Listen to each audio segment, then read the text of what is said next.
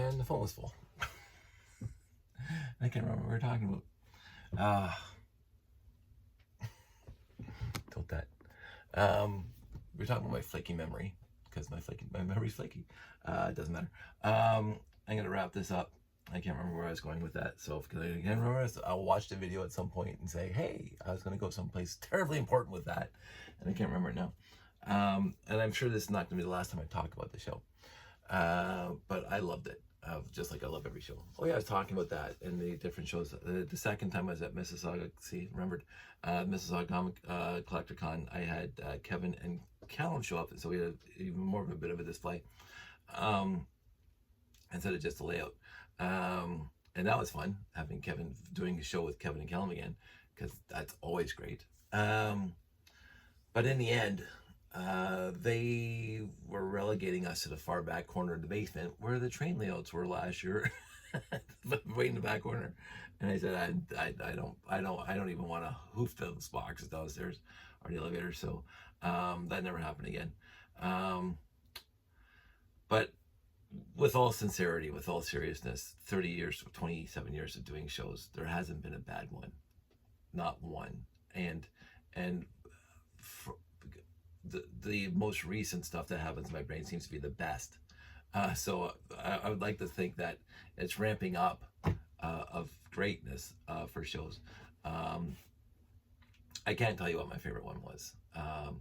I love Brick Fets because I knew the people who ran it, and I just got to do whatever I wanted. But then again, I get to do whatever I want at most of my shows. so that's always good. Yeah, I can't pick a favorite. Right now, it's this last weekend because, of course, I'm still riding high. For most shows, I will say this: for most shows that I do, I run on this adrenaline of happiness and joy for weeks. I'll say that. It even going back to the beginning, to the RTL competitions, way back in the day, I do ride on that crest of just having a great time with friends, and doing a show with the public, and it is small enough for me not to get uncomfortable. I am not an extrovert by any stretch of the imagination. I can't walk into a room of complete strangers, although I probably could, and I just be the center of attention. I'm not that person. I can walk into a room with people that mostly know me and be stupid. That's my mode operandi, my MO, and stuff. And I don't have problems talking in front of some people, and whatever. I don't get self-conscious too much about whatever, because if it fails, it fails, and I'm not going to lose sleep over it. But I like to feel comfortable when there are people there that I already know. And that's why I appreciate these shows, because every show I've done, except for the shows I've done by myself, there's always been people there that know me and I know them. And I just like hanging out with them for a weekend, because most of the time I don't get to see most of these people for an entire year. And then we see each other at a show, and then we spend hours talking about catching up. And they haven't seen Joshua for 10 years, and now Josh is this tall, and blah blah blah. And we talk family, friends, builds, whatever, just talking your ear off. The one thing that was about this show that they were focusing on at the beginning during the opening ceremonies is not the saying don't be shy, but ask people about their mocks, ask people about whatever, and just sit down and listen. And I've been doing that my entire life. I mean, I forget a lot of stuff, but I never forget to try to make people feel like they're important, because they are important. Everybody's important. Leah was fantastically important to me, and then this stuff was an added thing that we now have as a memory together. So because we're gonna be hanging out for the next 20 years at shows. Remember that time? Remember that you got the bag of minifigs? And that's gonna be fantastic. And as I mentioned yesterday, the gentleman who brought his little rocket launcher, because I talked to him 5, 6, 7 years ago at one of the shows about that and where to get parts, and he said that we talked for about 20 minutes about our love of classic space and his dad's love of classic space, which he conveyed to his son, which is the guy I talked to, and his son, the guy that came to talk to me, he was there, and like it was just nice to have that throwback to years before and the continuation of the story. And I love stories. I tell stories. Sometimes I go off in rants, but mostly I love the story part. And it's something to me is significant enough to have a story assigned to it. Those are the things I remember. Those are like finding our cell phones in the water. Those are the stories that will stick with me forever, because that actually happened. And there's a story there. There's a beginning, middle, and end. And the ending's fantastic. And so what happened yesterday or 2 days ago, yesterday at the show, when he showed up with his rocket launcher, and he's telling me his story, and I'm going, this interface with my story. I used to have this concept years ago, and I think I might have mentioned it once or twice, but I don't think I've talked about it enough. I used to have this concept, and I wanted to do back in the beginning of the Commodore 64 era. I wanted to make a video, a CGI video of kind of an esoteric, nebulous image in the background, and these bubbles that move around, and some overlap with one another for a little while, and they change colors, and they work together, and then all of a sudden they drift off, and sometimes they come together again. And the concept of, you don't have to see a person every day, you don't have to see a person every week, every month, or every year. You literally, some people, you can know your impact on other people's lives in some instances. I don't think anybody knows their impact on others for their entire life. This guy shows up out of the blue 5-6 years later.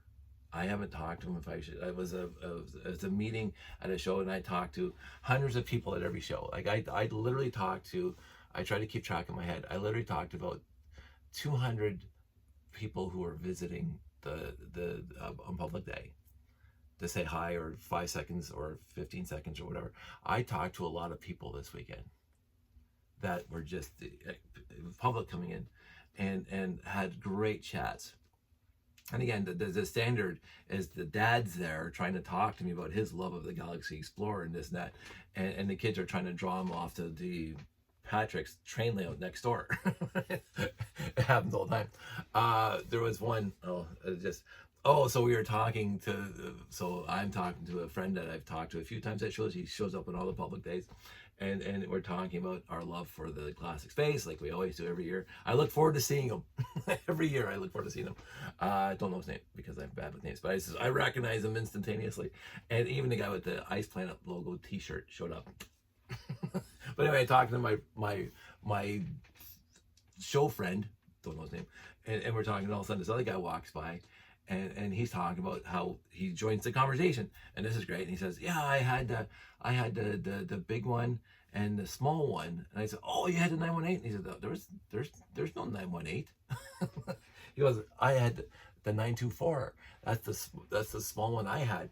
And I'm thinking, I should have remembered. And again, my flaky memory, because this is a known thing. I should have remembered, because the conversation goes, no, this is the 918. And I show it to him, and my buddy said, "It's the 918. And he says, "No, that was never in any of the brochures. That was never in any of the stores." And I'm going, I should have remembered. I don't know how I could forget this.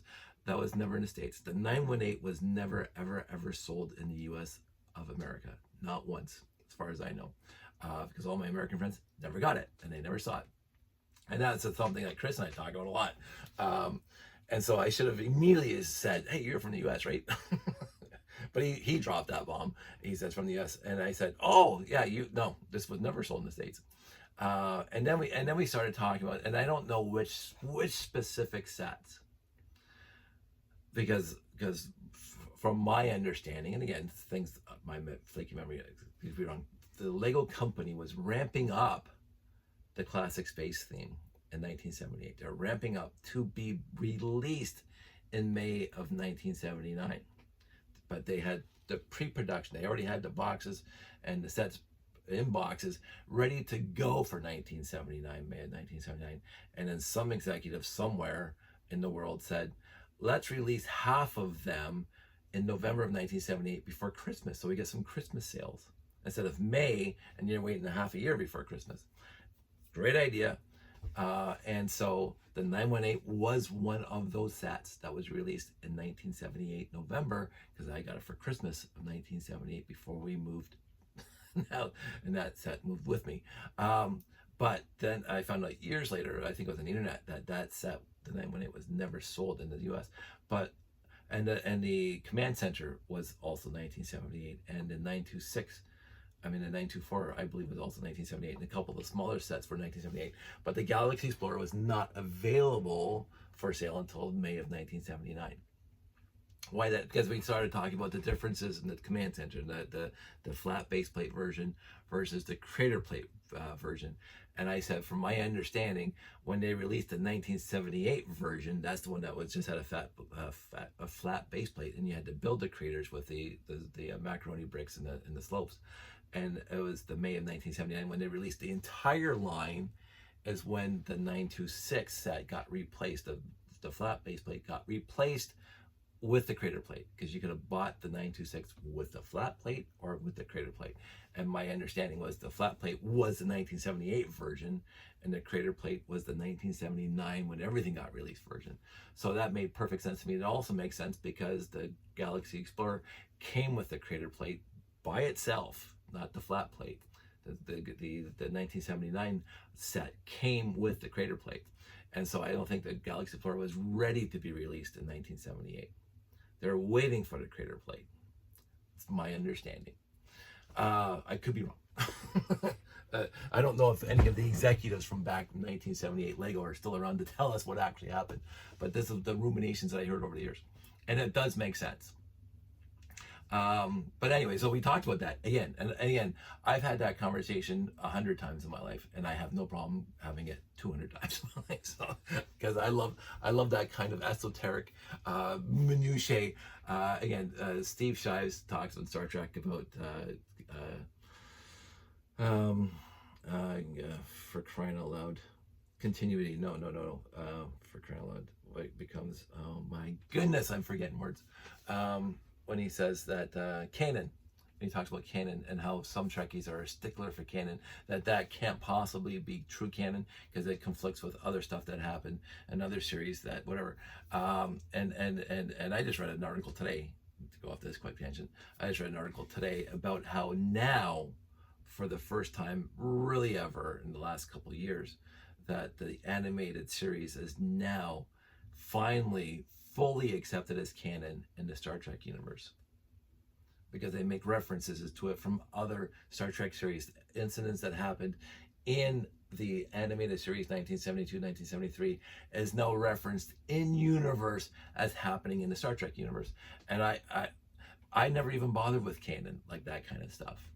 I call it the river counter effect, and this is going back to train spotting. Where when somebody makes a model train of SD40, I'm throwing out nomenclature that I sort of know about. SD40 is a smaller than you have the SD60s and whatever. But somebody who makes a model of that for their train layout, the HO train layout, and then people come along, oh, the real SD40 had 40 rivets along this wall, and you only have 38. Like that kind of minutiae. It's the same thing as when I went and saw Rogue One in the theater, and some guy was whining about it on the way out the door, saying that's against canon because Darth Vader's suit has a red flashy light here on his chest plate and not a blue one. I'm going, whatever it was. I'm going, are you? It's like my ex-sister, I mentioned this a few times, who was taken out of the movie because the tail numbers on the F-14s were different in every scene because they had different jets. They're making the movie. You can't just, hey, we're gonna have the same jet flying around all the time. So, whatever. Maverick's jet was number 38, and some scenes I had 52. And I couldn't care. I was too busy watching the dogfight. so that kind of canon, that kind of minutiae of whatever. And I remember reading years ago at the big birth of the internet how some people tried to the star dates in Star Trek, how they tried to jive it all together because all the star dates were all different and whatever, and how this might have been an alternate universe episode. And this, I'm going, are you kidding me? Oh my goodness. The kind of canon I want to talk about is DC Fontana, if I remember correctly, wanted the Tomorrow is Yesterday. Is that the episode? When they went back down, when they went to, when they accidentally got slingshotted back to 1960s, and they beamed up the captain, whatever, from the fighter jet that was the Enterprise was in the atmosphere trying to get out. That was supposed to follow directly from when they had to pull away from the star, and I can't remember that episode now. Bad memory.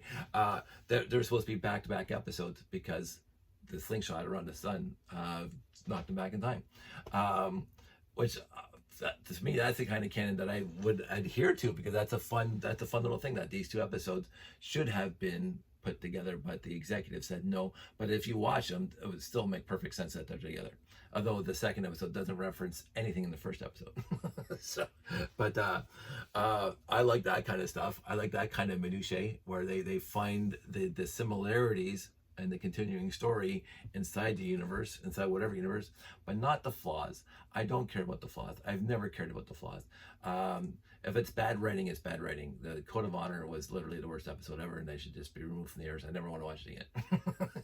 Spock's Brain I'll watch again. I will not watch Code of Honor ever. If I see it on TV, I turn it off.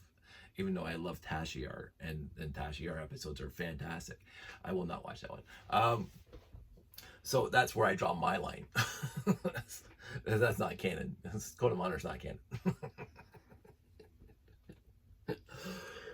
Code of Honor should just be thrown into the pit of despair. But yeah, I'm not one for the minutiae where I get upset about how this doesn't fit into the rest of the series. If I'm entertained, and this is my own criteria, if I'm entertained for an hour for a TV show, or half an hour for an animated show, or whatever, and it feels like it's part of the same universe, I don't get quibbling down on this line can't be part of the same universe because this doesn't reference anything else, or it contradicts something else that happened before. When you have a show that's been running from 1964, well, at least the pilot was made in 64. When you have a show that's been since 1966 to 2025 with 8 or 9 different iterations of shows, and then 10, 13 movies, 14 movies if you include Sector 31, which again, don't want to talk about. There's gonna be a lack of consistency across the entire gambit. There's gonna be. But when Leonard Nimoy shows up in Star Trek, the reboot, the reboot, if you want to call it that, the alternate universe, Leonard Nimoy shows up, and he says, James Tiberius Kirk, and then James T. Kirk, and then Chris Pine goes, whatever, and I'm going, that was brilliant. It was brilliant. It's like when Scotty said, James Kirk, he must have hauled the Enterprise out of mothballs to come and find me. That's continuity for me. That's all I need. I don't need canon. I want to feel like these characters, because I don't remember what I did last week, and if I tell the story of what I did last week, it doesn't really jive with the events of last week. I ain't losing sleep over it. So the story, it's the story that's important. I embellish sometimes, but anyway, I love the shows. I absolutely love shows, and I want to keep on doing shows. I want to feel a little more, a little less beholden or tied to a layout, because the layout needed babysitting. Also, let's talk about that really quickly, because we're already a whole bunch of minutes into this. This was also because the lights and everything else. I didn't turn on my laptop once this weekend. I didn't. The trains were going to stop where the trains are going to stop. And overall, the trains stop where they're supposed to stop. I could have fixed it, made it better if I turned on my laptop and changed the timing in the NQC program, but I didn't. I decided that is something I'm not going to do this show, because that adds an extra layer of babysitting on top of everything else.